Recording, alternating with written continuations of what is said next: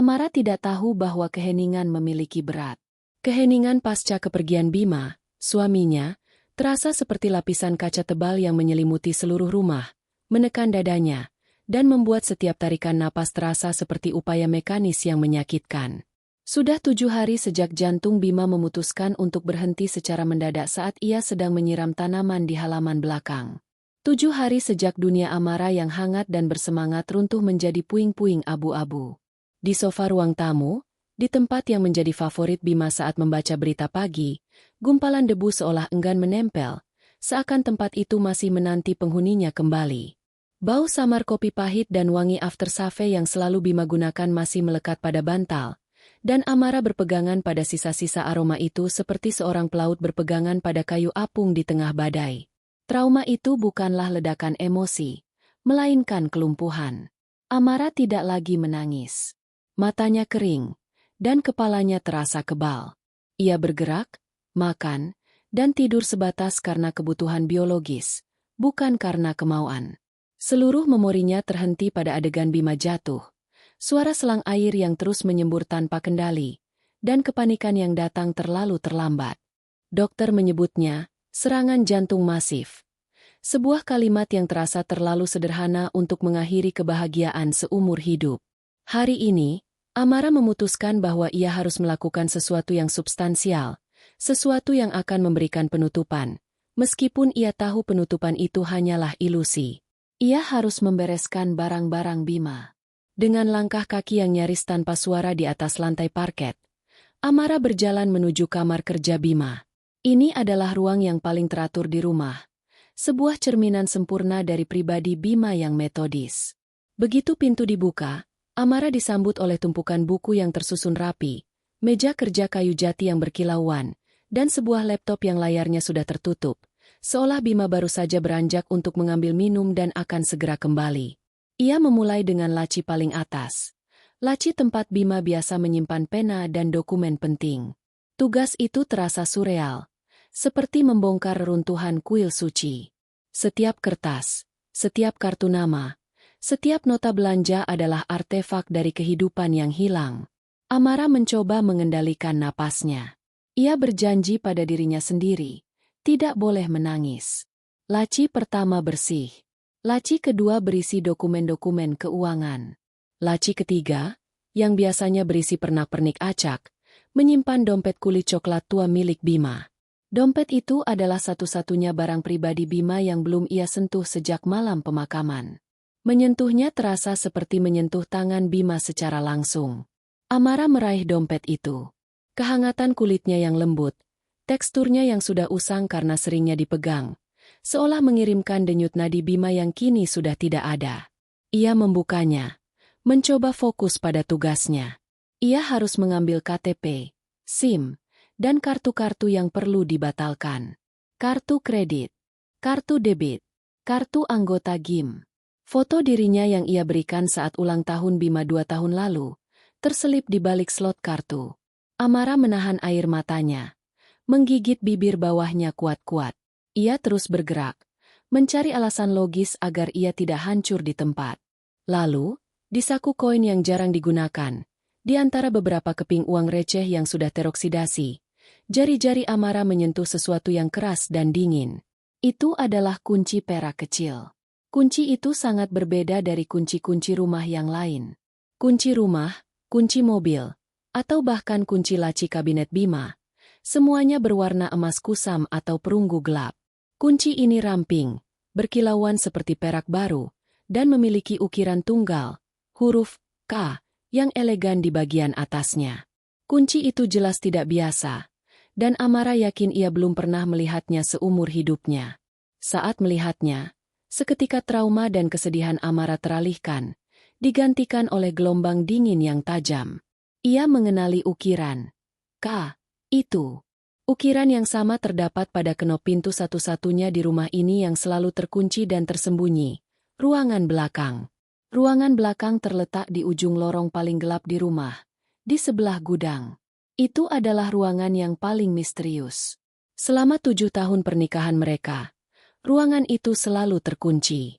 Kuncinya tidak pernah tergantung di gantungan kunci utama.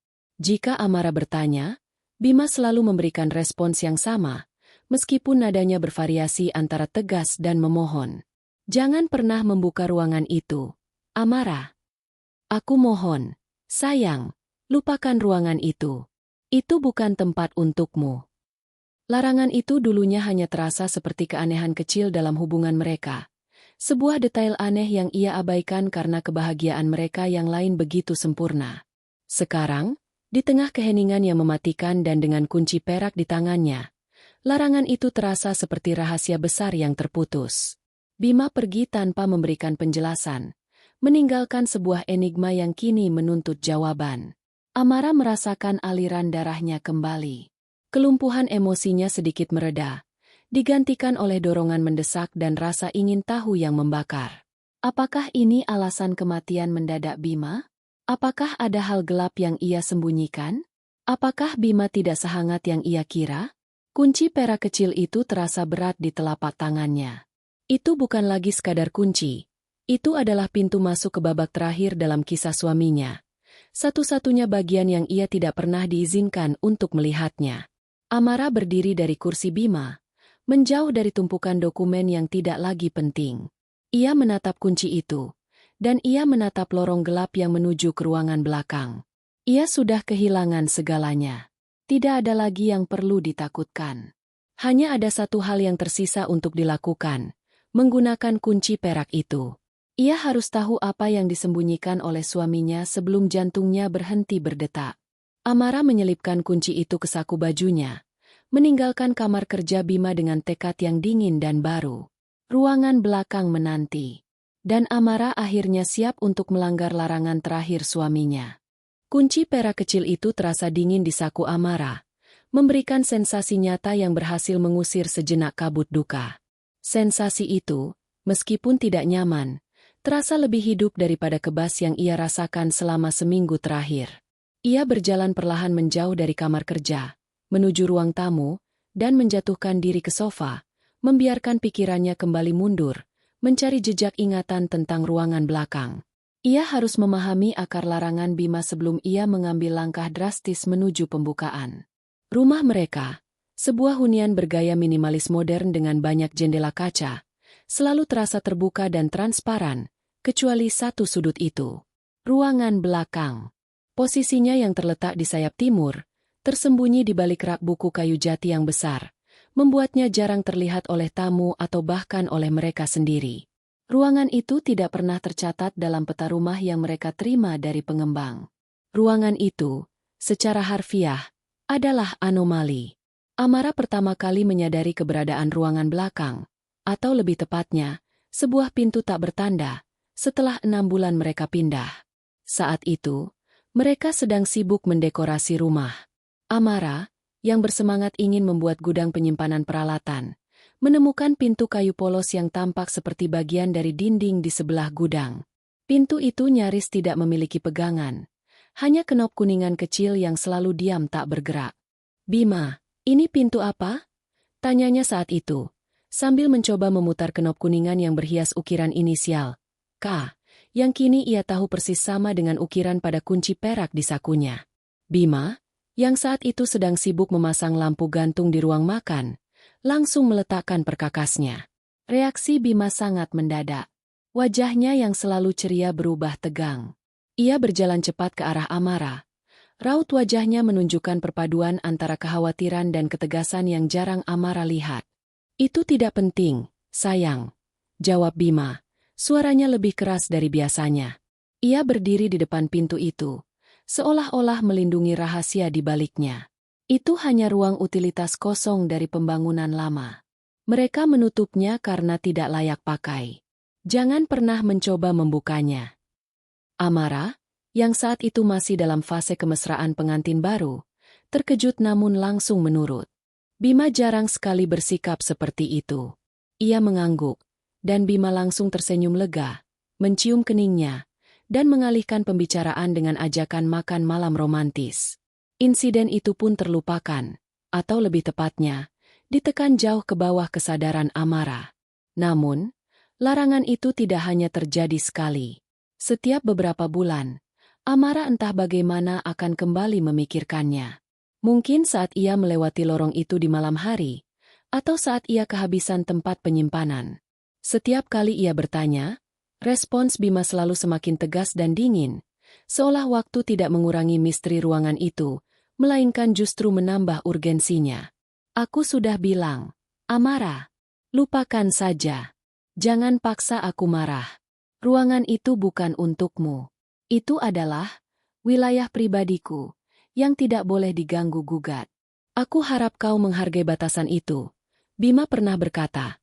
Matanya menatap Amara dengan intensitas yang membuat Amara merasa bersalah karena telah bertanya. Kalimat itu, wilayah pribadiku, yang tidak boleh diganggu-gugat, kini menggema di benaknya. Dalam 7 tahun, Bima tidak pernah memiliki batasan dengan Amara. Mereka berbagi segalanya. Akun bank, kata sandi, bahkan mimpi terliar. Bima adalah buku terbuka, kecuali bab yang satu ini. Itu sebabnya larangan itu terasa begitu menusuk. Kini, dengan kematian Bima yang tiba-tiba, semua spekulasi yang selama ini ia tepis kembali menyeruak dengan kekuatan penuh. Rasa trauma karena kehilangan bercampur dengan kecurigaan yang menyakitkan. Apakah Bima menyembunyikan hutang besar yang akan menghancurkanku? Apakah ia terlibat dalam aktivitas ilegal? Dan ruangan itu menyimpan bukti-bukti kejahatannya? Atau skenario terburuk yang tak pernah ingin Amara hadapi. Apakah Bima memiliki kehidupan lain, dan ruangan itu adalah tempat ia bertemu dengan wanita lain, jauh dari pandangan Amara? Pikiran tentang pengkhianatan terasa jauh lebih menyakitkan daripada rasa trauma kematian. Amara mencengkeram saku bajunya. Tempat kunci itu berada. Ia membayangkan skenario terburuk, melihat foto-foto Bima bersama wanita lain, atau dokumen yang menunjukkan Bima diam-diam mengajukan gugatan cerai. Jika itu yang terjadi, setidaknya ia bisa mendapatkan alasan yang jelas untuk rasa sakitnya. Rasa sakit yang didasari oleh kebenaran, meskipun pahit, lebih baik daripada duka yang diselimuti kabut misteri. Amara bangkit dari sofa. Ia tidak bisa lagi hidup dalam ketidakpastian ini. Kepergian Bima telah merenggut masa depan mereka. Ruangan belakang mengancam merenggut masa lalu dan kebenaran tentang siapa Bima sesungguhnya. Ia harus menghadapi pintu itu. Ini bukan lagi tentang melanggar larangan. Ini tentang mendapatkan kejelasan. Ini adalah pertempuran Amara melawan bayang-bayang masa lalunya dan rahasia terakhir suaminya. Ia melangkah ke dapur, mengambil segelas air, dan melihat bayangannya di jendela. Wajahnya tampak lebih tirus, matanya cekung.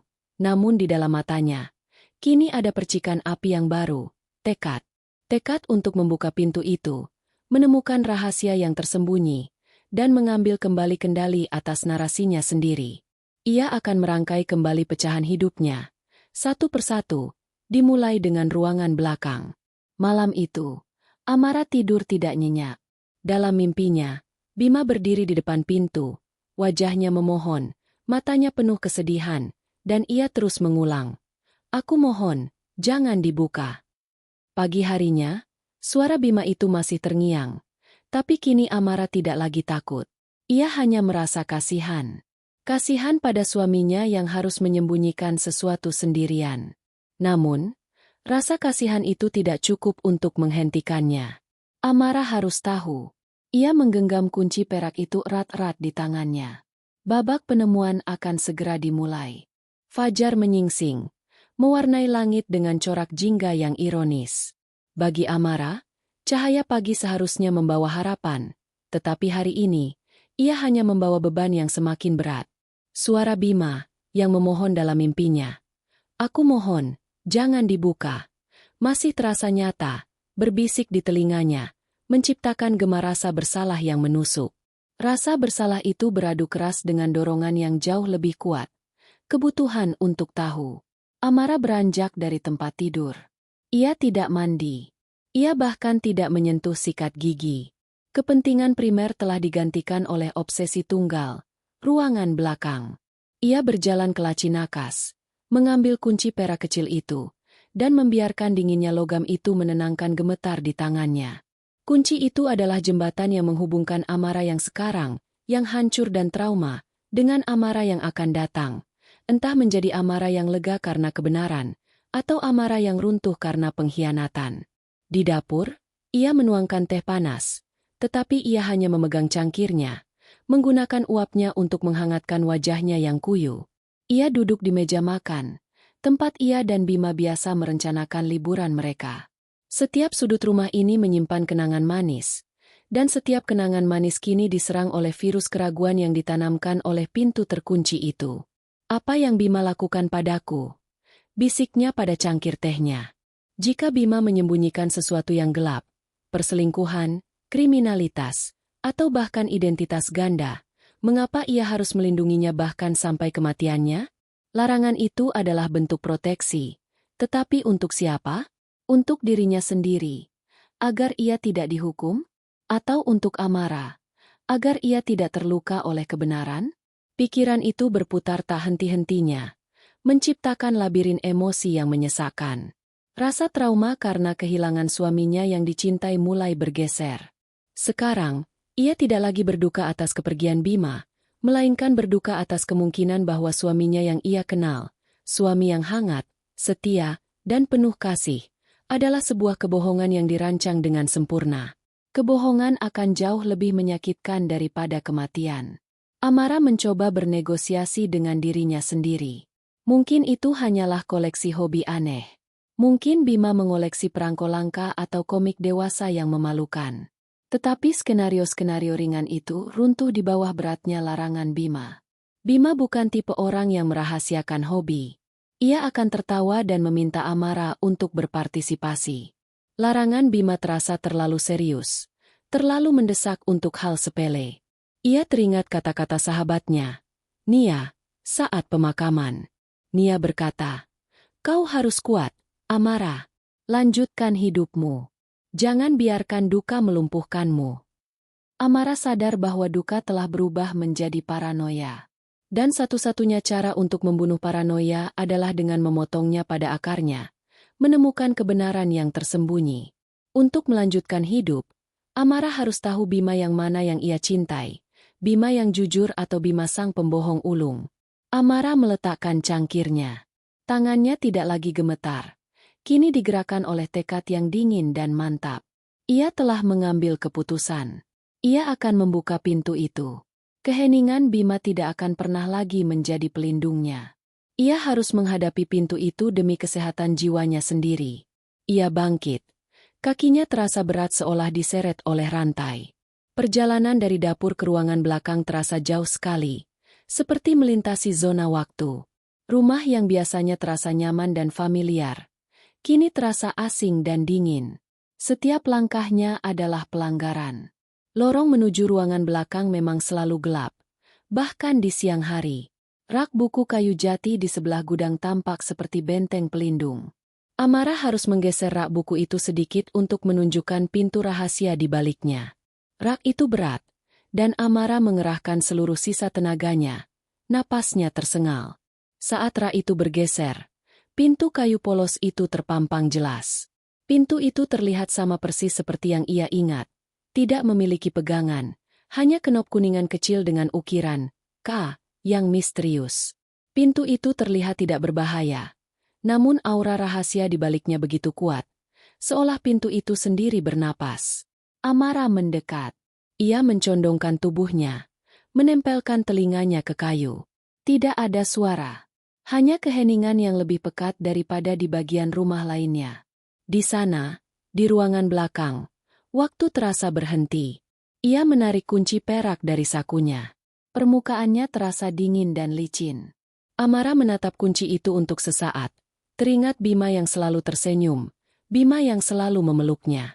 Ia merasakan gelombang cinta dan kerinduan yang besar. Lalu, di saat yang sama, ia merasakan kemarahan yang membara. "Kau tidak memberiku pilihan, Bima," bisiknya, suaranya parau dan serak. "Kau tinggalkan aku dengan teka-teki, dan aku tidak bisa hidup dengan tanda tanya ini." Amara mengangkat kunci itu dan menjejalkannya ke dalam lubang kunci kenop kuningan. Kunci itu masuk dengan sempurna, tanpa perlawanan. Itu adalah kunci yang tepat. Kunci yang sudah disembunyikan selama 7 tahun, kunci yang sengaja Bima simpan di tempat yang paling intim, dompetnya. Seolah-olah ia sudah tahu bahwa Amara pada akhirnya akan menemukannya. Tangan Amara gemetar hebat saat ia memutar kunci itu. Otaknya berteriak untuk berhenti, untuk kembali ke sofa, untuk berpura-pura bahwa ia tidak pernah menemukan kunci itu. Tetapi hati Amara, yang dipenuhi trauma dan kebutuhan akan penutupan, menolak. Bunyi klik kunci terdengar sangat keras, bergema di lorong yang sunyi. Bunyi itu bukan hanya membuka pintu. Bunyi itu membuka kotak Pandora. Itu adalah suara paling menentukan yang pernah Amara dengar.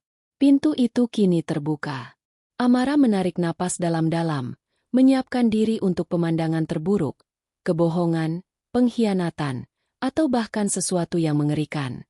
Ia sudah membuat keputusannya. Ia harus menghadapi apapun yang ada di baliknya. Inilah langkah terakhir dalam proses berdukanya. Setelah ini, ia akan tahu apakah ia meratapi seorang pahlawan atau seorang penipu. Ia meletakkan tangannya di kenop, mendorongnya sedikit. Ruangan itu siap untuk mengungkapkan rahasianya. Bunyi klik itu, meskipun singkat, terasa seperti genderang perang dalam kesunyian rumah. Tangan Amara terasa mati rasa pada kenop kuningan dengan ukiran. Itu. Otot-ototnya tegang, seluruh tubuhnya menahan napas, menunggu konsekuensi dari pelanggaran yang baru saja ia lakukan.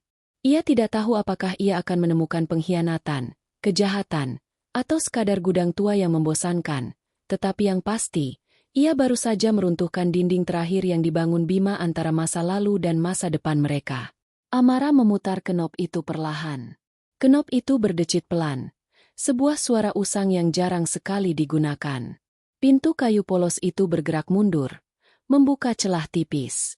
Dari celah itu, muncul embusan udara yang dingin, membawa serta aroma samar yang tidak ia kenali. Bukan aroma debu gudang, bukan pula wangi parfum asing, melainkan perpaduan antara kertas tua, kayu yang terawat, dan sesuatu yang manis, hampir seperti lilin lebah atau permen mint yang sudah lama disimpan. Celah itu selebar ibu jari, tetapi cukup untuk menunjukkan bahwa ruangan di dalamnya gelap gulita.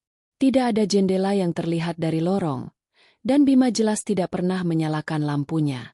Amara menahan napasnya sekali lagi. Ia mendorong pintu itu lebih lebar. Engselnya berderit panjang, memprotes gerakan yang pertama kali terjadi setelah bertahun-tahun. Saat pintu terbuka, lorong yang remang-remang itu tidak banyak membantu Amara melihat ke dalam. Ruangan itu tampak seperti kotak hitam pekat. Amara mencari saklar lampu di dinding, tetapi tidak ada. Kenop kuningan adalah satu-satunya fitur yang menonjol di sana. Lampu, harus ada lampu, bisik Amara. Matanya berkedip-kedip, mencoba menyesuaikan diri. Ia melangkah masuk, melewati ambang pintu. Gerakannya terhenti seketika. Rasanya seperti memasuki ruang vakum. Udara di dalam terasa lebih sejuk, dan yang lebih penting, hening. Itu adalah keheningan yang berbeda dari keheningan duka yang ia rasakan di ruang tamu.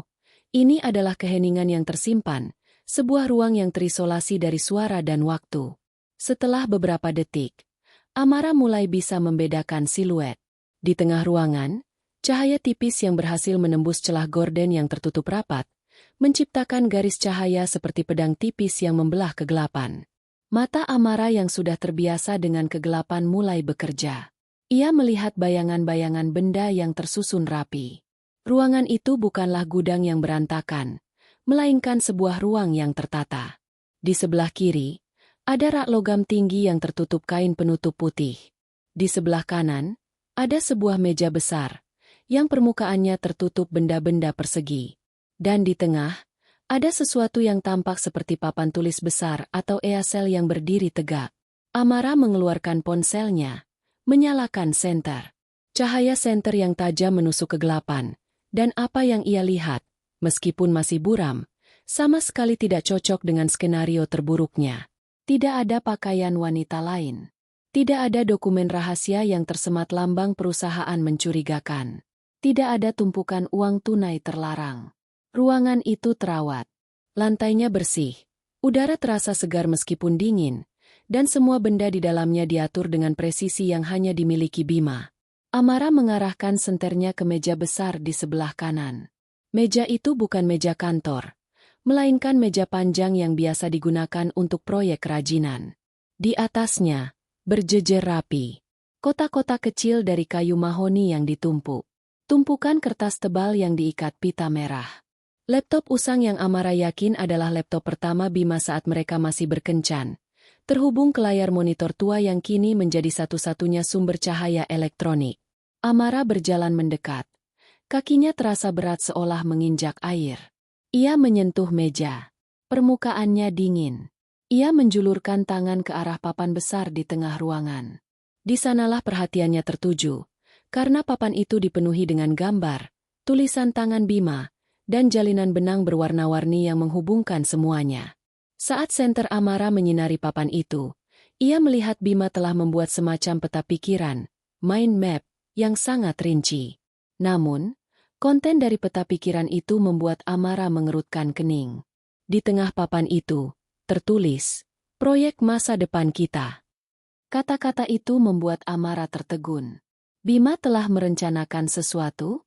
Mengapa harus rahasia? Amara mendekatkan senternya, dan ia mulai membaca tulisan tangan Bima yang rapi, yang kini terasa begitu intim dan dekat dengannya. Peta itu dibagi menjadi beberapa kuadran. Kuadran 1. Ruang bermain. Di bawah judul ini, ada gambar sketsa kasar ayunan dan perosotan, bersama dengan daftar mainan edukatif dan harga estimasi. Ada tulisan tangan yang mencolok, harus berwarna hijau pastel, kesukaan Amara. Kuadran 2. Pendidikan. Ada daftar sekolah dasar terbaik di sekitar kota, catatan tentang biaya masuk, dan jadwal kunjungan yang sudah dicoret-coret. Kuadran 3. Nama bayi. 2 kolom panjang. Kolom pertama bertuliskan laki-laki, juga, dan kolom kedua bertuliskan perempuan, Naya. Amara merasakan gelombang kehangatan yang aneh menyebar dari dadanya, bercampur dengan rasa takut yang dingin. Ini adalah kejutan, tetapi bukan kejutan yang menyakitkan. Ini adalah rencana anak-anak. Sebuah rencana yang begitu mendetail, untuk anak-anak yang belum pernah mereka bicarakan secara serius karena mereka berdua selalu fokus pada karir. Namun, kejutan itu belum berakhir. Saat Amara menggeser senternya ke bagian bawah papan, ia melihat sesuatu yang jauh lebih aneh.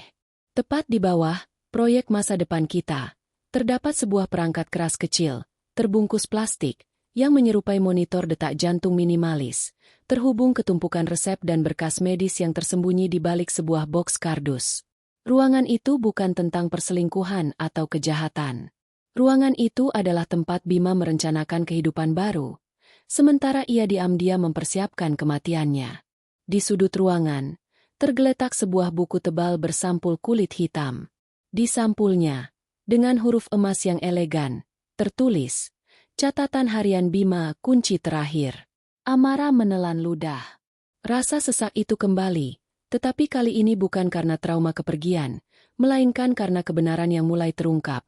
Bima tidak menyembunyikan kejahatan, ia menyembunyikan harapan, sekaligus penderitaan yang ia pikul sendirian. Kunci untuk memahami trauma Amara ada di ruangan belakang ini. Ia meraih buku harian itu. Buku bersampul kulit hitam itu terasa berat, bukan hanya karena isinya yang tebal, tetapi juga karena bobot rahasia yang ia pegang. Di sampulnya, tulisan emas catatan harian Bima kunci terakhir tampak mengejek, seolah mengatakan, "Kau akhirnya menemukanku, tapi dengan harga yang teramat mahal." Amara merasakan darahnya berdesir kencang, perpaduan antara ketakutan yang dingin dan harapan yang memilukan. Ruangan belakang itu, yang seharusnya menjadi gudang perselingkuhan, ternyata adalah kuil pengorbanan.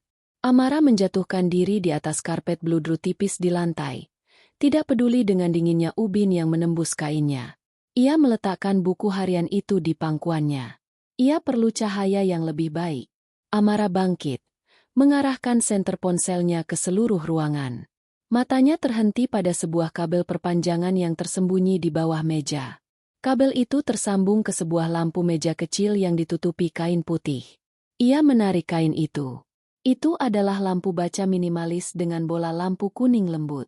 Amara menyambungkan steker dan, dengan klik kecil, ruangan itu pun bermandikan cahaya yang hangat. Kini, ruangan itu tampak sepenuhnya. Ruangan itu memang bukan gudang, melainkan sebuah studio mini. Di rak logam yang tertutup kain, kini ia lihat tumpukan kanvas kosong dan set cat air baru. Meja besar itu adalah meja seni.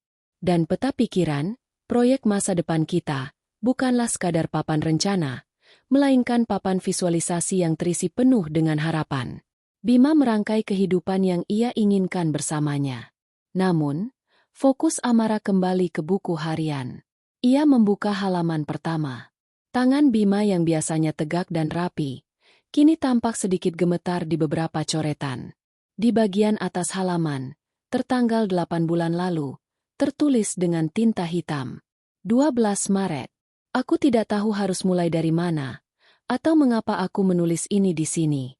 Mungkin karena hanya tempat ini yang terasa aman dari pandanganmu. Hari ini, Dr. Arto mengonfirmasi, saraf degeneratif, tahap akhir. 4-6 bulan jika kita beruntung. Ironis, bukan? Aku yang selalu merencanakan masa depan kita hingga 10 tahun ke depan, kini memiliki batas waktu yang diukur dalam hitungan bulan. Napas Amara berhenti. Secara harfiah, paru-parunya menolak untuk mengembang.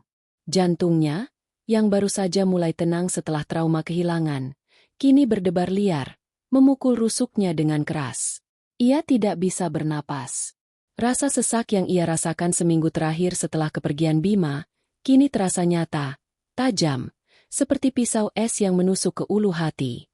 Ia memeluk buku itu ke dadanya, mencoba menghirup udara, tetapi tubuhnya tidak merespons. Trauma itu berlipat ganda, menggandakan rasa sakitnya.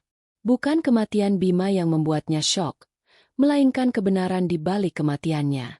Ia harus terus membaca. Ia memaksa dirinya menenangkan diri, menarik napas dangkal, membiarkan air mata yang kering kembali mengalir. Air mata ini terasa panas, membasuh rasa sakit yang tertahan. Ia membalik halaman. 25 Maret. Aku sudah memutuskan. Amara tidak boleh tahu. Aku melihat matanya setiap hari, penuh cinta murni, harapan murni. Aku tidak bisa menukar harapan itu dengan kesedihan, dengan rasa sakit menyaksikan aku memudar. Jika dia tahu, 7 bulan terakhir kita akan dihabiskan di rumah sakit, dalam tangisan, dan dengan obat-obatan. Itu bukan kenangan yang ingin aku tinggalkan. Aku akan melarang dia masuk ke ruangan ini. Aku akan menjadikannya wilayah pribadiku. Di sini, aku akan sakit. Di luar, aku akan sehat. Bima yang ia cintai.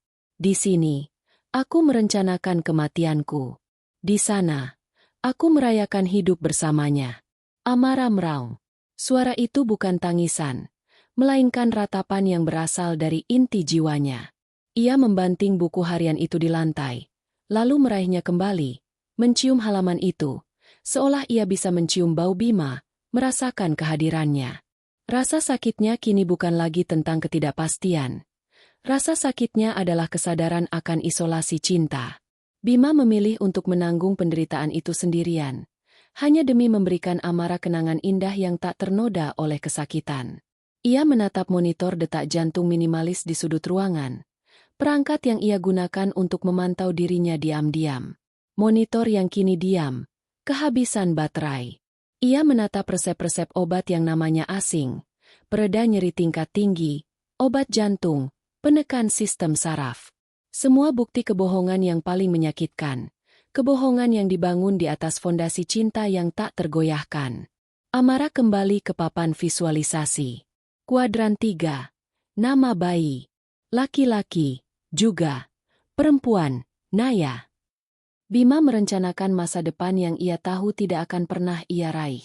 Rencana-rencana itu bukan untuk mereka berdua. Itu adalah warisan.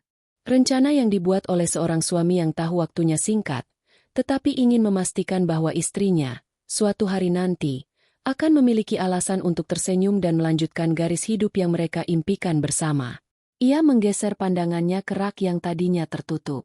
Di antara kanvas-kanvas kosong, Amara menemukan sebuah kotak kayu kecil. Kotak itu tidak terkunci. Ia membukanya, dan di dalamnya, tergeletak tumpukan kecil amplop. Amplop yang ditujukan kepadanya. Amara mengambil salah satu amplop itu. Di atasnya, tertulis, "Buka ini saat kau merasa paling sendirian." Amara memeluk amplop itu dan buku harian Bima. Ia tidak lagi peduli dengan waktu atau tempat. Ia hanya ingin berteriak, memohon pada Bima agar kembali, agar ia bisa memeluknya dan mengatakan bahwa ia tidak perlu berkorban sejauh ini.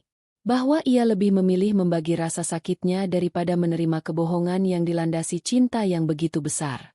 Trauma kehilangan telah tergantikan oleh trauma pemahaman. Amara kini tahu mengapa Bima melarangnya. Itu bukan pengkhianatan. Itu adalah pelukan terakhir yang dikunci. Amara tidak bergerak dari tempatnya selama hampir 1 jam. Cahaya lampu meja yang lembut membuat ruangan belakang terasa ironis, hangat, tetapi dipenuhi kesedihan yang membekukan. Ia memeluk buku harian Bima, seolah dengan kekuatan pelukannya ia bisa menyerap sisa-sisa napas suaminya. Pikirannya tidak lagi dikuasai oleh trauma mendadak, melainkan oleh pemahaman yang baru dan menyiksa. Suaminya telah menghabiskan bulan-bulan terakhirnya dalam isolasi emosional demi melindunginya. Tangannya kini digerakkan oleh kebutuhan yang tak tertahankan untuk tahu segalanya. Ia meletakkan buku harian itu dan meraih tumpukan amplop yang ditemukan di kotak kayu. Ia memilih amplop yang ia ambil pertama kali, yang bertuliskan, "Buka ini saat kau merasa paling sendirian." Amara membuka amplop itu dengan hati-hati. Di dalamnya, terdapat selembar kertas tebal dengan tulisan tangan Bima yang kini tampak begitu rapuh. Itu bukan surat cinta, melainkan instruksi, dan sebuah pengakuan. "Sayangku, Amara, jika kau membaca ini, berarti aku gagal menipumu sampai akhir, atau mungkin aku sudah tidak ada lagi untuk memelukmu. Aku harap kau memilih untuk tidak pernah masuk ruangan ini, karena ini adalah tempat yang gelap, tempat aku menghadapi ketakutanku, agar kau tidak perlu menghadapinya. Aku tahu kau pasti berpikir yang terburuk. Itu alasanku menjadikannya rahasia. Aku tidak berselingkuh. Aku tidak terlibat kejahatan.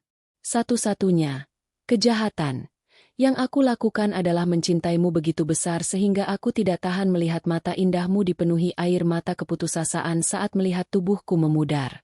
Kondisiku, saraf degeneratif tingkat lanjut, seperti yang kau lihat di catatan medis di bawah tumpukan kanvas, tidak dapat disembuhkan. Prosesnya akan lambat, menyakitkan, dan perlahan-lahan merenggut segalanya dariku, dimulai dari ingatanku. Aku tidak ingin kau menghabiskan sisa waktu kita dengan merawatku, bukan dengan hidup bersamaku. Ruangan ini adalah tempat pelarianku, tempat di mana aku bisa sakit tanpa kau lihat. Aku sengaja mengisi waktu luangku di sini agar kau berpikir aku sibuk dengan proyek aneh atau hobi, padahal aku merencanakan hidup yang tidak bisa kita jalani. Aku menyusun peta masa depan itu bukan untuk menggodamu, tetapi untuk memberikanmu tujuan setelah aku pergi. Aku ingin kau memiliki juga dan Naya. Aku ingin kau tahu bahwa aku melihat masa depan itu untukmu, dan aku ingin kau meraihnya. Aku sudah mengurus semuanya. Polis asuransi ganda, rekening tabungan terpisah, dengan kata sandi adalah tanggal kencan pertama kita, tentu saja, dan surat wasiat. Semuanya tertata rapi di laci paling bawah meja ini, yang kuncinya ada di bawah pot bunga anggrek di dekat pintu masuk. Aku tahu kau benci kebohongan ini, tetapi aku mencintaimu lebih dari kebohongan ini. Jangan pernah salahkan dirimu. Hiduplah. Untukku, hiduplah. Dan temukanlah kebahagiaan itu lagi. Selalu dan selamanya. Bima. Surat itu jatuh dari tangan Amara. Ia tidak lagi meraung. Ia hanya menangis dalam diam. Air mata mengalir deras membasahi pipi dan membasahi karpet. Itu adalah pengakuan yang begitu jujur, begitu rentan, sehingga melucuti seluruh pertahanan emosional Amara. Ia menyadari Bima telah memilih tragedi, meninggal mendadak tanpa diketahui sakit, untuk menghindari kesedihan yang berkepanjangan, menontonnya menderita. Amara kemudian membuka buku harian Bima kembali. Ia membalik ke halaman-halaman yang lebih baru, di mana tulisan Bima semakin kecil dan semakin sulit dibaca. Di sana, ia menemukan kronik menyakitkan dari upaya Bima untuk bertindak normal di hadapan Amara. 2 Juli.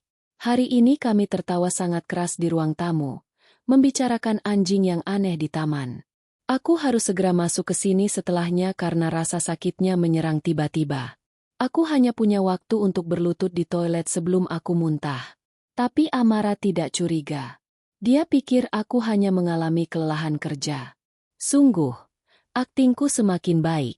Hari ini, aku menambahkan sketsa ayunan ke peta masa depan. Jika aku tidak bisa melihatnya di sana, setidaknya ia ada di sini. 10 Agustus. Jantungku semakin sering berulah. Obat tidak lagi bekerja seefektif dulu. Dokter Arto mengatakan ini bisa terjadi kapan saja. Aku sudah mematikan alarm pengingat obat di ponselku dan hanya mengandalkan yang ada di ruangan ini. Amara pernah bertanya kenapa aku selalu pergi tidur lebih awal. Aku bilang aku lelah. Sebenarnya, aku takut jika aku tertidur di sisinya, aku tidak akan bangun lagi, dan dia akan ketakutan. 30 September. Aku mulai melukis. Kau tahu aku buruk dalam seni. Tapi aku harus melakukan sesuatu di sini. Aku melukis wajahmu. Setiap hari. Aku tidak akan pernah memberitahumu. Tapi aku tahu aku akan mulai melupakan detail wajahmu segera. Ruangan ini adalah ban memori kita. Amara mendongak. Ia melihat rak kanvas. Ia berjalan ke sana, menarik salah satu kanvas yang sudah dilukis, yang tertutup. Dan di bawah kain penutup itu, ada lukisan Amara. Lukisan yang digambar dengan cat air, sedikit berantakan, tetapi sempurna. Bima telah melukisnya berulang kali, mencoba mengabadikan setiap detail wajah Amara, garis tawa di sekitar mata, lesung pipi di kiri, lekukan bibirnya. Amara kembali ke meja, menyentuh laptop usang Bima. Ia menyalakannya. Layarnya memuat folder besar bernama, Untuk Amara, Data Penting. Di dalamnya, terdapat surat-surat wasiat, rincian asuransi, dan yang paling mengejutkan, sebuah file video. Amara mengklik video itu. Bima muncul di layar. Wajahnya tampak kurus tetapi matanya bersinar dengan intensitas yang tak hilang. "Halo, sayang," kata Bima. Suaranya terdengar sedikit serak, tetapi nada cerianya masih ada. "Jika kau melihat ini, berarti aku sudah pergi, dan kau sudah membuka ruangan ini. Jangan marah padaku, Amara. Aku sudah berusaha keras. Aku ingin kau tahu, setiap hari bersamamu adalah anugerah. Ruangan ini bukan rahasia, melainkan kapsul waktu. Di dalamnya, ada semua yang tidak sempat aku katakan. Betapa aku ingin menjadi ayah bagi Juga dan Naya. Betapa aku ingin melihatmu sukses di kantor. Betapa aku mencintaimu. Aku memilih kepergianku seperti ini agar kau tidak sempat mengucapkan selamat tinggal yang menyakitkan. Aku tahu kau kuat. Tapi aku ingin kau kuat tanpa dibebani kesedihan melihatku jatuh. Sekarang, tutup ruangan ini. Ambil warisan yang sudah kusiapkan. Dan hidup. Janji padaku. Cari kebahagiaan itu. Amara. Aku akan menunggumu. Tapi jangan terburu-buru." Video itu berakhir. Amara memejamkan mata. Rasa syok dan trauma yang membingungkan telah hilang. Digantikan oleh gelombang kesedihan yang jernih dan mendalam. Bima tidak hanya mencintainya. Bima telah merencanakan agar ia bahagia bahkan setelah kepergiannya. Ini bukan akhir dari segalanya, melainkan awal dari hidup yang baru, yang ia harus jalani demi janji yang ia buat untuk Bima. Kebenaran itu menyakitkan, tetapi kebenaran itu juga membebaskan. Amara menghabiskan sisa sore itu di dalam ruangan belakang, yang kini bukan lagi tempat misterius, melainkan saksi bisu pengorbanan suaminya. Ruangan itu telah menjadi tempat paling suci dan paling menyakitkan di rumah. Tumpukan surat, buku harian, dan rekaman video Bima telah membuka tirai kebenaran. Bima tidak menyembunyikan kejahatan. Ia menyembunyikan rasa sakit yang mematikan, semata-mata untuk menjaga Amara tetap bahagia dan tidak terbebani. Amara kembali membaca surat dan kronik harian Bima, tetapi kali ini, ia membacanya bukan dengan mata seorang istri yang curiga, melainkan dengan mata seorang kekasih yang memahami. Setiap kalimat yang ditulis Bima tentang perjuangannya, setiap detail kecil yang ia sembunyikan, pergi tidur lebih awal, menghabiskan waktu di ruangan terlarang, pura-pura sibuk dengan pekerjaan, kini terasa seperti pecahan hati yang berserakan. Penyesalan itu datang menghantam Amara seperti gelombang pasang. Ia menyesal karena pernah mencurigai Bima. Ia menyesal karena ia terlalu fokus pada duka dan trauma kepergian, sehingga gagal melihat kebenaran yang jauh lebih dalam dan tragis. Bagaimana ia tidak menyadari bahwa Bima, yang selalu menjadi sumber cahayanya, telah memudar perlahan? Ia teringat beberapa bulan terakhir sebelum Bima meninggal. Amara ingat Bima sering mengeluh sakit kepala ringan, yang selalu ia kaitkan dengan stres kerja. Ia ingat Bima menolak perjalanan mendaki gunung favorit mereka, dengan alasan lututnya kurang enak, padahal Bima adalah pria yang paling bugar. Ia ingat malam terakhir mereka. Bima memeluknya sangat erat, lama sekali, di tengah malam. Amara bertanya, "Kenapa, Mas? Kau baik-baik saja?" Dan Bima hanya menjawab, "Aku hanya ingin memelukmu, sayang. Nikmati saja." Kini, semua potongan teka-teki itu terangkai. Pelukan itu adalah pelukan perpisahan. Penolakan mendaki gunung itu adalah karena tubuhnya sudah terlalu lemah. Sakit kepala itu adalah gejala awal penyakit saraf degeneratif yang menyerang Bima. Amara menenggelamkan wajahnya di antara lututnya. Ia tidak hanya berduka atas kehilangan Bima, ia berduka atas kehilangan kesempatan untuk berbagi beban terakhir Bima. "Kenapa, Mas? Kenapa kau harus memikulnya sendiri?" Isaknya. Namun, di tengah ratapannya, Amara menemukan kekuatan. Cinta Bima tidak egois. Itu adalah altruisme murni. Bima tidak hanya memberikan Amara aset finansial, asuransi ganda dan tabungan. Ia memberikan warisan psikologis, cetak biru untuk masa depan. Papan visualisasi di tengah ruangan itu bukan pengingat akan apa yang hilang, tetapi janji untuk apa yang bisa Amara bangun. Ia menatap peta masa depan itu lagi. Detailnya begitu jelas. Ruang bermain hijau pastel. Bima tahu Amara tidak suka warna mencolok, dan ia mengingat warna kesukaan Amara untuk dekorasi anak-anak mereka. Sekolah dasar terbaik. Bima sudah meriset kurikulum, biaya, dan bahkan jarak tempuh dari rumah. Semuanya untuk anak yang belum ada. Ini adalah bukti bahwa cinta Bima melampaui kematian. Bima tidak meminta Amara untuk menjadi janda yang berduka selamanya. Ia meminta Amara untuk menjadi wanita yang hidup, yang menjadi ibu bagi Juga dan Naya di masa depan, entah dengan siapa. Janji Bima adalah agar Amara mencari kebahagiaan lagi. Amara menyeka air matanya. Ia menyadari bahwa ia tidak bisa terus terperangkap dalam penyesalan. Bima telah memberikan perintah terakhir, dan Amara harus menunaikannya. Untuk menghormati Bima, ia harus berhenti berduka atas apa yang hilang dan mulai merayakan apa yang telah Bima tinggalkan. Ia bangkit. Kakinya terasa lebih ringan dari sebelumnya. Trauma telah digantikan oleh tujuan. Ia berjalan ke meja besar itu dan mulai membereskan ruangan. Pertama, ia menyimpan buku harian Bima dan semua suratnya ke dalam kotak kayu, menempatkannya di rak yang mudah dijangkau, menjadi peninggalan paling berharga. Kedua, ia mengambil berkas medis dan resep obat Bima. Bukti fisiknya. Ia berjanji akan mencari tahu lebih banyak tentang saraf degeneratif agar ia bisa memahami perjuangan Bima sepenuhnya, bukan untuk menyalahkan, tetapi untuk menghormati ketabahannya. Ketiga, ia berdiri di depan peta masa depan. Amara menyentuh tulisan, Juga, dan Naya. Ia tidak lagi melihatnya sebagai kenangan pahit. Ia melihatnya sebagai titik awal. Itu adalah benih yang harus ia tanam dan rawat. Ia mengambil foto peta masa depan itu dengan ponselnya, memastikan warisan harapan itu abadi. Saat hari mulai gelap, Amara menyadari bahwa ia sudah tidak merasakan sakit yang sama. Rasa sesak di dadanya telah mereda.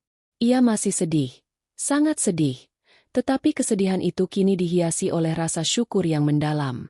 Suaminya adalah seorang pahlawan, yang bertarung melawan kematian sendirian untuk memenangkan masa depan yang damai bagi istrinya. Ia meninggalkan ruangan belakang malam itu untuk pertama kalinya dengan perasaan damai yang aneh. Sebelum menutup pintu, ia memutar kenop kuningan dengan ukiran K. Menciumnya, seolah mencium tangan Bima yang hangat. Amara kini tahu rahasia ruangan belakang, dan rahasia itu telah membebaskannya. Malam setelah Amara menemukan kebenaran di ruangan belakang, adalah malam pertama ia tidur nyenyak dalam seminggu terakhir. Ia tidak lagi tidur di bawah lapisan trauma yang tebal. Ia tidur di bawah selimut pemahaman yang hangat. Rasa sakit itu masih ada. Tetapi rasa sakit itu kini memiliki nama dan tujuan. Bima telah memberikan penutupan yang menyakitkan, tetapi juga memberikan peta jalan menuju penyembuhan. Ketika Amara bangun, cahaya pagi yang lembut terasa berbeda. Dinding-dinding rumah tidak lagi terasa seperti sangkar yang dingin. Kini terasa seperti kanvas kosong yang menanti untuk dilukis kembali. Ia langsung berjalan menuju ruangan belakang. Pintu itu, yang kemarin ia buka dengan tangan gemetar penuh ketakutan, kini ia buka dengan rasa hormat dan tekad. Ruangan itu masih tampak seperti yang ia tinggalkan. Lampu meja kecil bersinar lembut, menerangi peta masa depan yang kini menjadi warisan sucinya. Amara menarik napas dalam-dalam, menghirup aroma kertas tua, cat air, dan aroma samar Bima. Hari ini, ia akan mulai membersihkan ruangan, bukan untuk menghapus memori, tetapi untuk mengubah ruang duka menjadi ruangan kenangan. Langkah pertamanya adalah mengikuti instruksi Bima dari surat terakhirnya. Ia berjalan ke pintu masuk, menuju pot bunga anggrek yang disukai Bima, bunga yang kini tampak layu dan kering, simbol dari kondisi Bima yang tersembunyi. Di bawah pot itu, ia menemukan laci kecil. Laci itu terkunci, tetapi ia menemukan kunci yang dimaksud.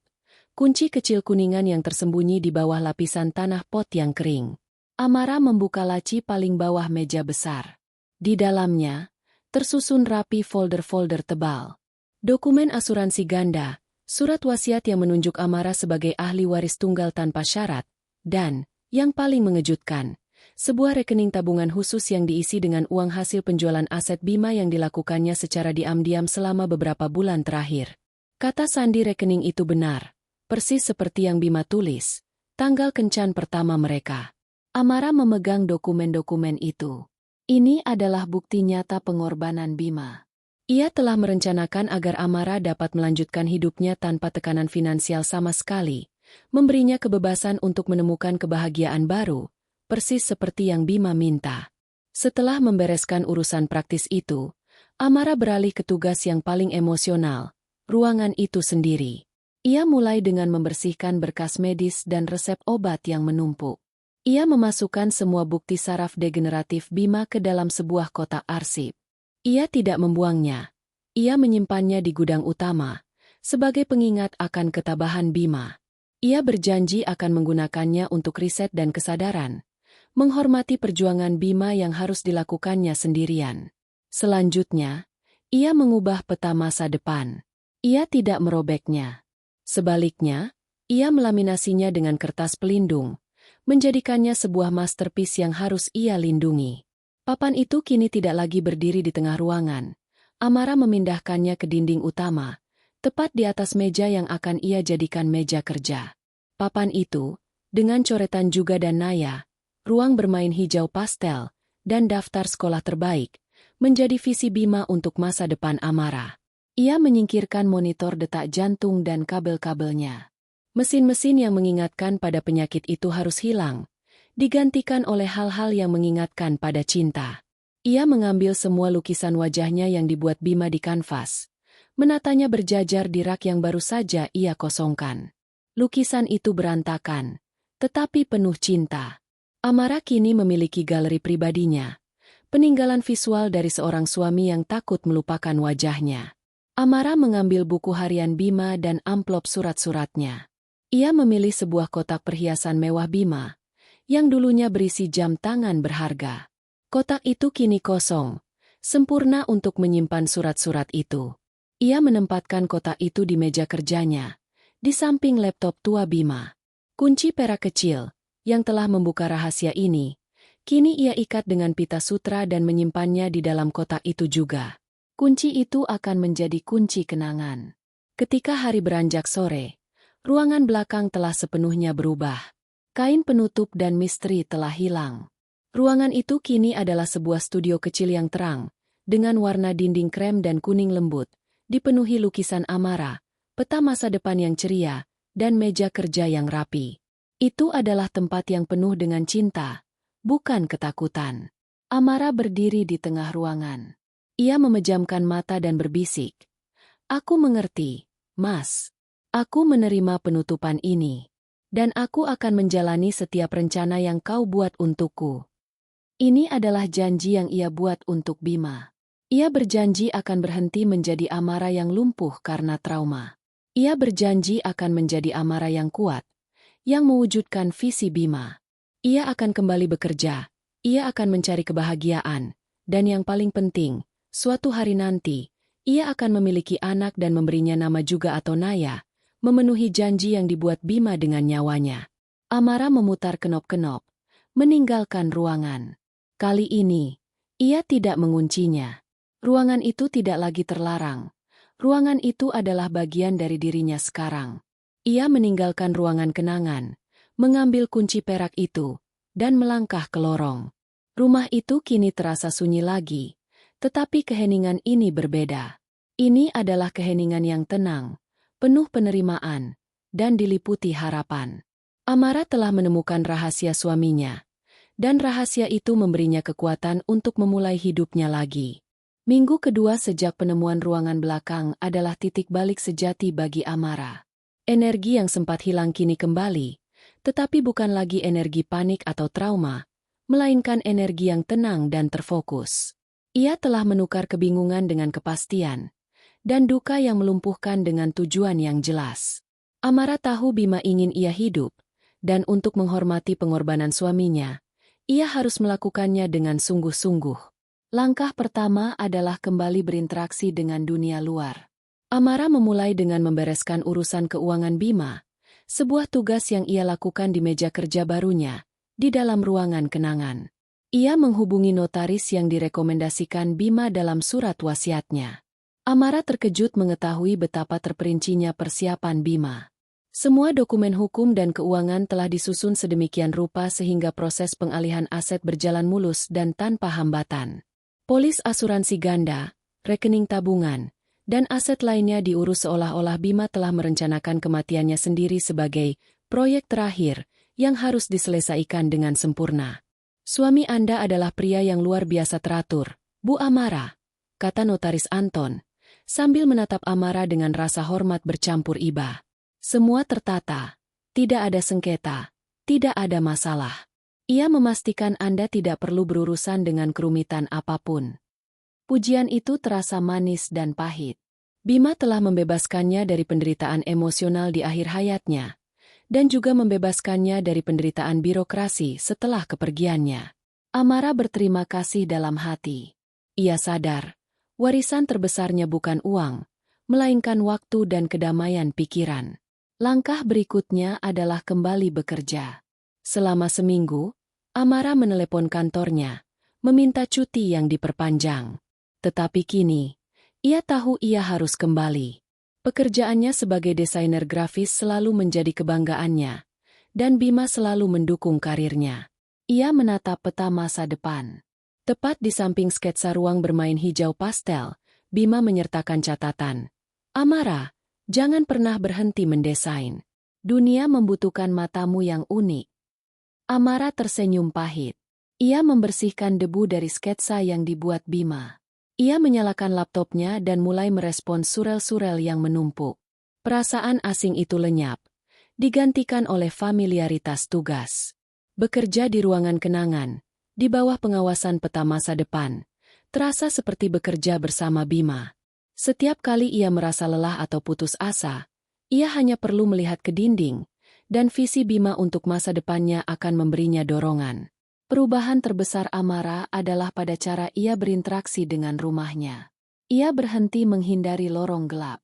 Bahkan, ia sering mengunjungi ruangan kenangan, terkadang hanya untuk duduk di sana, memeluk kotak perhiasan berisi surat-surat Bima, atau menatap lukisan wajahnya. Ruangan itu telah menjadi tempat perlindungan, sebuah kapel pribadi tempat ia bisa berbicara dengan Bima tanpa kata-kata. Suatu sore, ia memutuskan untuk mencari teman. Ia menelepon Nia, sahabatnya yang sempat ia jauhi setelah Bima meninggal. Nia, aku butuh bantuanmu, kata Amara di telepon. Suaranya mantap. Amara? Ya Tuhan. Tentu saja. Kau baik-baik saja? Aku khawatir sekali, jawab Nia dengan cemas. Aku baik-baik saja sekarang. Aku harus membereskan barang-barang Bima, dan aku tidak bisa melakukannya sendirian. Amara berbohong. Ia tidak akan pernah menceritakan tentang saraf degeneratif atau ruangan belakang kepada siapapun. Itu adalah rahasia suci yang harus ia dan Bima jaga. Ia harus membiarkan dunia mengenang Bima sebagai pria yang meninggal mendadak, bukan sebagai pria yang berjuang dalam kesendirian. Keesokan harinya, Nia datang. Mereka menghabiskan waktu di gudang utama, membereskan pakaian dan barang-barang pribadi Bima yang tersisa. Nia berbicara tentang Bima, tertawa tentang kenangan konyol mereka, dan Amara ikut tertawa. Tawa pertamanya dalam hampir 3 minggu. Itu terasa canggung, tetapi membebaskan. Saat mereka beristirahat, Nia menatap Amara. Kau tampak berbeda, Amara. Ada kedamaian di matamu. Aku khawatir kau akan runtuh sepenuhnya, tapi kau tampak teguh. Amara tersenyum kecil.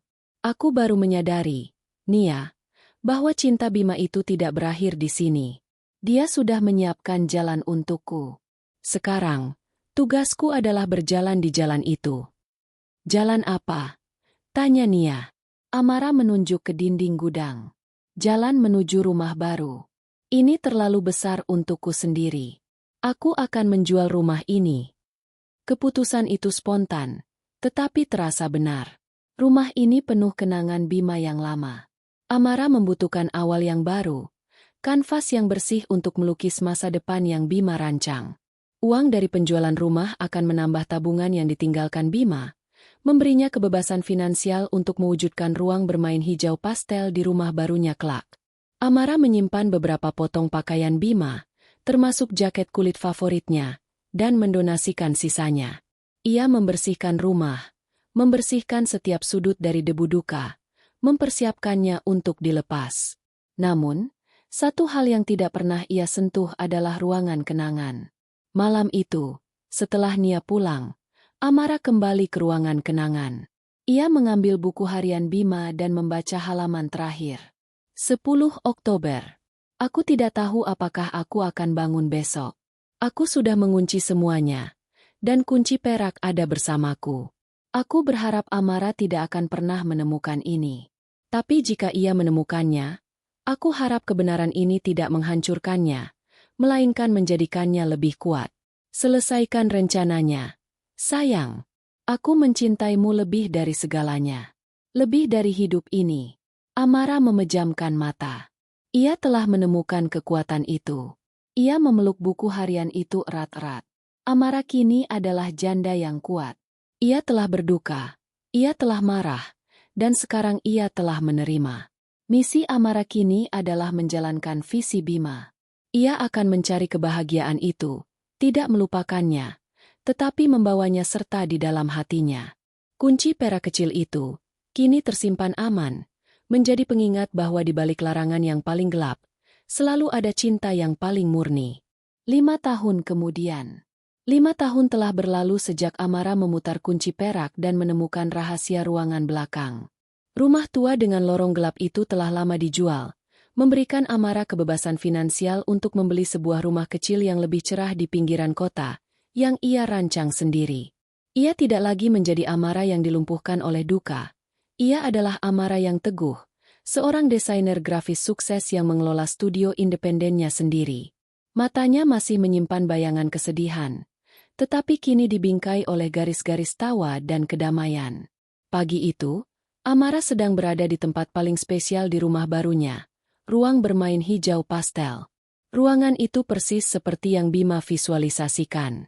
Dindingnya dicat dengan warna hijau mint lembut, tirai gading membiarkan cahaya alami masuk, dan di sudutnya, tergantung rak gantung kayu kecil yang menahan boneka rajutan. Di tengah ruangan, seorang anak perempuan berusia 4 tahun dengan rambut keriting yang lucu sedang tertawa terbahak-bahak, bermain dengan balok kayu. Namanya Naya. Naya adalah keajaiban yang Bima janjikan. Setelah 2 tahun berduka dan fokus pada karir, Amara bertemu dengan seorang pria bernama Rendra, seorang arsitek yang hangat dan jujur. Rendra mengetahui kisah Amara yang jujur tentang bagaimana ia kehilangan suami, tetapi ia tidak pernah tahu detail tentang saraf degeneratif atau ruangan belakang. Itu tetap menjadi rahasia suci Amara. Rendra mencintai Amara, dan ia dengan cepat menyayangi ide, Naya, dan juga yang diceritakan Amara sebagai mimpi masa lalunya. Naya adalah perwujudan paling nyata dari warisan Bima. Setiap tawa Naya, setiap ayunan-ayunan mini di sudut ruangan, adalah bukti bahwa cinta Bima telah memenangkan pertempuran melawan kematian. Bunda, lihat, rumah Naya tinggi sekali. Seru Naya, bangga pada menara baloknya. Wah, Bunda lihat. Keren sekali, sayang. Jawab Amara, matanya berkaca-kaca. Ia melihat ke sudut ruangan, di mana ia menempatkan bingkai foto kecil berisi foto peta masa depan Bima yang kini sudah menguning. Meskipun Amara telah melanjutkan hidup, ia tidak pernah melupakan janji pada Bima. Ia tidak hanya membangun rumah baru, tetapi juga menciptakan ruangan kenangan di rumah barunya. Ruangan ini adalah sebuah kantor kecil di lantai atas, yang didesain minimalis dengan meja kerja yang persis seperti meja Bima. Di sana, Amara tidak memasang peta masa depan. Ia menggantung lukisan-lukisan wajahnya yang dibuat Bima. Lukisan itu berantakan dan tidak profesional, tetapi tak ternilai harganya. Sore harinya, setelah Naya tertidur, Amara naik ke ruangan kenangan. Ia duduk di meja kerjanya. Di samping laptop, tergeletak kotak perhiasan kayu kecil yang kini berfungsi sebagai kotak harta karun. Kotak itu berisi buku harian Bima, surat-suratnya, dan kunci perak kecil dengan ukiran K yang diikat pita sutra. Amara membuka kotak itu. Ia menyentuh kunci perak itu, benda yang pernah menjadi sumber trauma terbesar, kini menjadi lambang pembebasan terbesar. Aku sudah menemukan kebahagiaan itu, Mas, bisik Amara, berbicara ke dalam ruangan yang sunyi. Suara Bima tidak lagi bergema dalam mimpinya, tetapi gema cintanya hadir di seluruh rumah. Rendra adalah pria yang baik. Ia mencintaiku, dan Naya adalah penggenapan janjimu. Ia mengambil surat terakhir Bima. Di balik surat itu, ia menemukan secari kertas kecil yang terlepas, yang ia yakini tertinggal di ruangan lama. Tulisan Bima yang ringkas. Pesan untuk Amara, ruangan belakang adalah wilayah pribadiku, bukan untuk kau sentuh. Tapi jika kau menemukannya, ingatlah, wilayah pribadimu, Amara, adalah kebahagiaanmu. Aku melindunginya. Jangan pernah menguncinya. Amara tersenyum di tengah air mata. Bima tidak pernah mengunci kebahagiaannya. Ia hanya mengunci kesakitannya sendiri agar Amara bisa bebas. Ia menyadari Bima tidak hanya menyiapkan warisan uang, tetapi juga warisan filosofis. Sebuah cetak biru bahwa cinta sejati adalah tentang membebaskan, bukan menahan. Amara memeluk kunci perak itu sekali lagi, lalu mengembalikannya ke dalam kotak. Ia menutupnya, mengunci rahasia suaminya di dalam kotak abadi. Ia bangkit dari kursi, melangkah keluar ruangan, menutup pintu. Ia tidak menguncinya. Sama seperti ia tidak mengunci hatinya.